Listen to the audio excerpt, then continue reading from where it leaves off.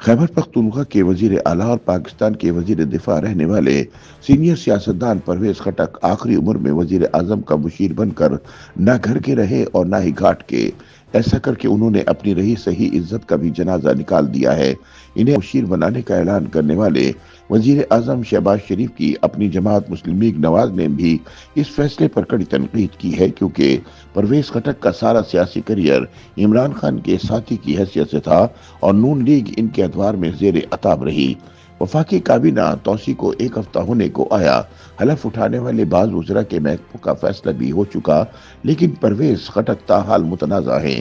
پہلے اطلاع آئی تھی کہ انہیں وفاقی کابینہ میں بطور مشیر داخلہ شامل کیا جا رہا ہے، پھر پتہ چلا کہ وہ مشیر دفاع بنائے جا رہے ہیں۔ اس کے بعد خبر آئی کہ وہ وزیر اعظم کے مشیر ہوں گے، لیکن ان کا محکمہ ابھی تک واضح نہیں ہو سکا، جس کی بنیادی وجہ یہ ہے کہ مسلم لیگ نون خیبر پختونخوا کی مرکزی قیادت کی جانب سے انہیں کابینہ میں شامل کرنے کے فیصلے کی شدید مخالفت ہوئی ہے، لیکن ان کا محکمہ ابھی تک واضح نہیں ہو سکا، جس کی بنیادی وجہ یہ ہے کہ مسلم لیگ نون خیبر پختونخوا کی مرکزی قیادت کی جانب سے انہیں کابینہ میں شامل کرنے کے فیصلے کی شدید مخالفت ہوئی ہے۔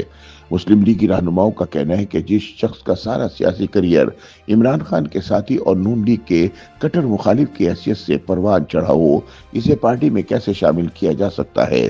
اس حوالے سے سیاسی محفلوں میں جو گفتگو ہو رہی ہے، اس سے یہ بات سامنے آ رہی ہے کہ مسلم لیگ نون کی حکومت میں انہیں کچھ دلی سے قبول نہیں کیا گیا۔ صرف یہی نہیں، ان کے مشیر بنائے جانے پر کسی بھی سیاسی جماعت یا شخصیت کی جانب سے انہیں مبارکباد کا پیغام سامنے نہیں آیا۔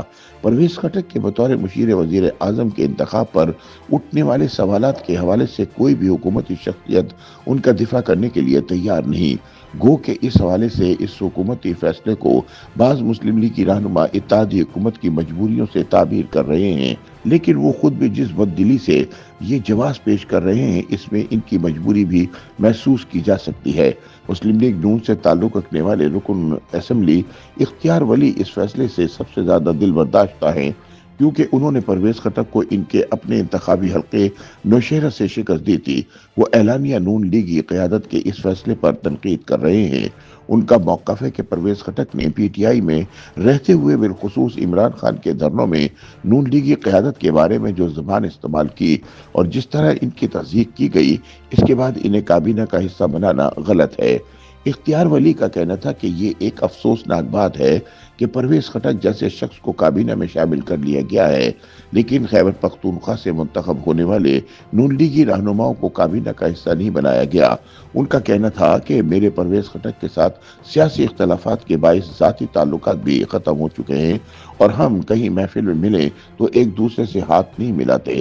ایسے میں جب میری اپنی پارٹی قیادت میرے سیاسی مخالف پرویز خٹک کو وفاقی کابینہ میں شامل کر لے گی تو میری اور نون لیگ دونوں کی سیاست کا تو جنازہ ہی نکلے گا۔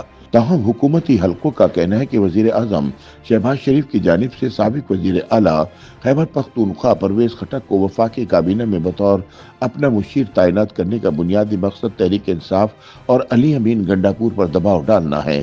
اس سے پہلے الیکشن 2024 میں شکست کے بعد پرویز خٹک نے تحریک انصاف پارلیمنٹیرین کی سربراہی سے استعفیٰ دے کر سیاست سے کنارہ کشی کا اعلان کر دیا تھا۔